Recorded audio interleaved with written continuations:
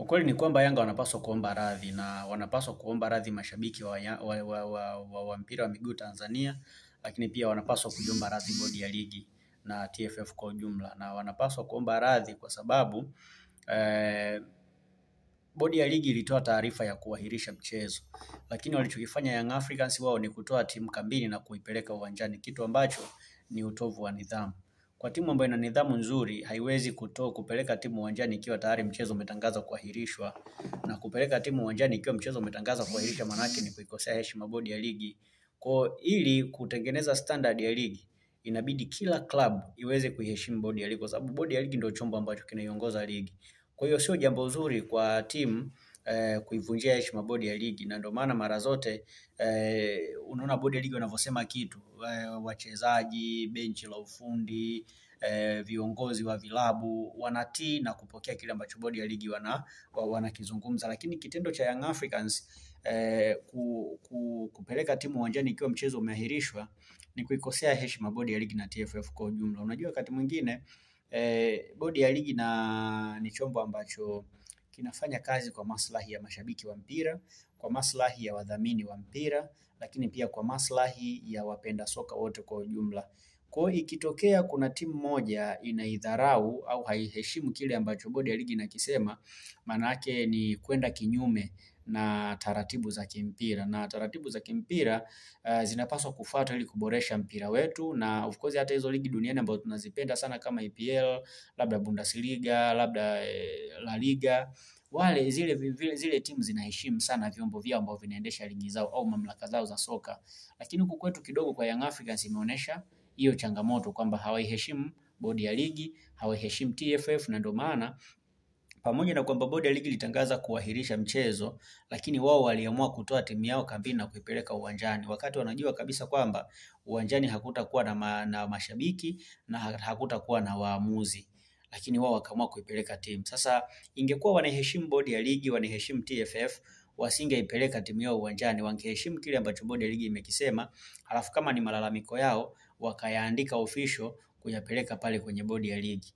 Lakini kitendo cha kupeleka tu timu uwanjani pasina kuwasiliana na kuheshimu kile ambacho wamekisema bodi ya ligi ni kuidharau. Unajua bodi ya ligi ni chombo ambacho kiko ndani ya TFF. Manake wanachofanya bodi ya ligi ndio kile ambacho TFF imewaagiza wakakifanya.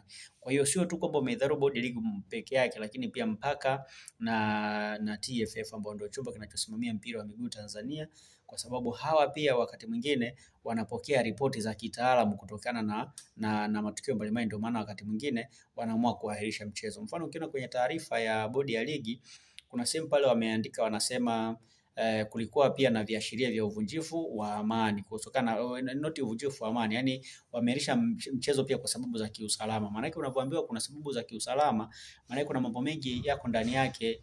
Pengine Yanga wangepeleka timu pale pakatokea vurugu, Yanga wachezaji wakaumizwa, ingekuwa hali ni mbaya zaidi. Kwa hiyo wakati mwingine kuheshimu bodi ya ligi ni jambo la muhimu sana, lakini pia kuheshimu mamlaka za soka ni jambo la muhimu sana, kwa sababu hizi timu zetu zote hizi zinacheza ligi kutokana na sheria na kanuni ambazo zimewekwa, na watu ambao weka hizo sheria na kanuni ni TFF na bodi ya ligi, ambao kuna sheria zetu za ndani, lakini kuna zile sheria za kimataifa, lakini pia kuna kanuni zetu za ndani ambazo haziingiliani na kanuni za ligi zingine. Kwa hiyo wakati mwingine tuheshimu mamlaka vyombo vyetu ambavyo vinaongoza mpira ili kuhakikisha kwamba tunaukuza mpira wetu, na naamini kwamba Young Africans inaongozwa na viongozi wakubwa, viongozi ambao wana uzoefu mkubwa, viongozi ambao wanaongoza taasisi kubwa. Yani mfano ukiangalia mtu kama Engineer Harry Said ni mwenyekiti wa Umoja wa Vilabu barani Afrika, maana ile ni taasisi kubwa ambayo anaiongoza. Kwa hiyo kwa sababu anaongoza taasisi kubwa, hapaswi pia kuiruhusu Young Africans ifanye matukio ya hovyo hovyo kama hayo. Kwa anapaswa kuwa mstari wa mbele kukemea matendo ya ovyo kwenye mpira, lakini pia anapaswa kuhakikisha kwamba klabu ya Young Africans inakuwa klabu ya mfano, kwa sababu chochote ambacho Young Africans watakifanya sasa hivi watazungumza Engineers kwa sababu amebeba mwemvuli wa rais wa klabu ya Young Africans, lakini pia huyu ni mwenyekiti wa Umoja wa Vilabu barani Afrika. Kwa wakati mwingine itamchafua na itamtengenezea picha mbaya huko nje, kitu ambacho kinaweza kusababisha hata yeye asiaminike sana kwa kiasi kikubwa. Kwa hiyo naamini kwamba kwa kile ambacho walikifanya Young Africans wanapaswa kuiomba radhi bodi ya ligi, lakini pia wanapaswa kuomba radhi wadau mbalimbali wa michezo kwa kupeleka timu uwanjani ikiwa tayari mechi ilishatangazwa kuahirishwa.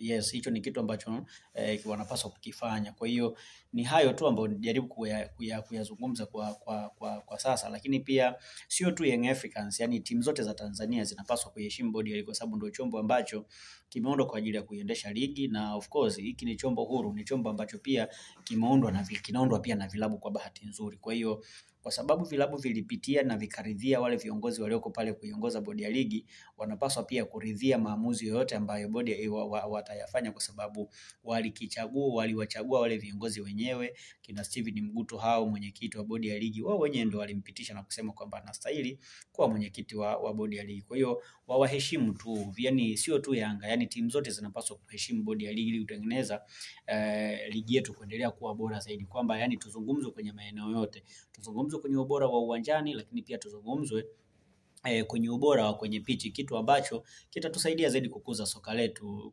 Apart from hiyo, yani tutakuwa tunapiga mark time tu hapa, tunaenda tunarudi, tunaenda na tunarudi, tunaenda tunarudi bila kusogea mbele. Na ndio maana unaona hata hizi timu zetu hizi sometimes zinagoma goma hovyo, wanagoma hovyo kwa sababu hawaziheshimu mamlaka. Yani leo ni rahisi Simba kugoma kwa sababu hawaheshimu TFF, hawaheshimu bodi ya ligi. Ni rahisi kwa Yanga kugoma kwa sababu hawaheshimu TFF, hawaheshimu bodi ya ligi.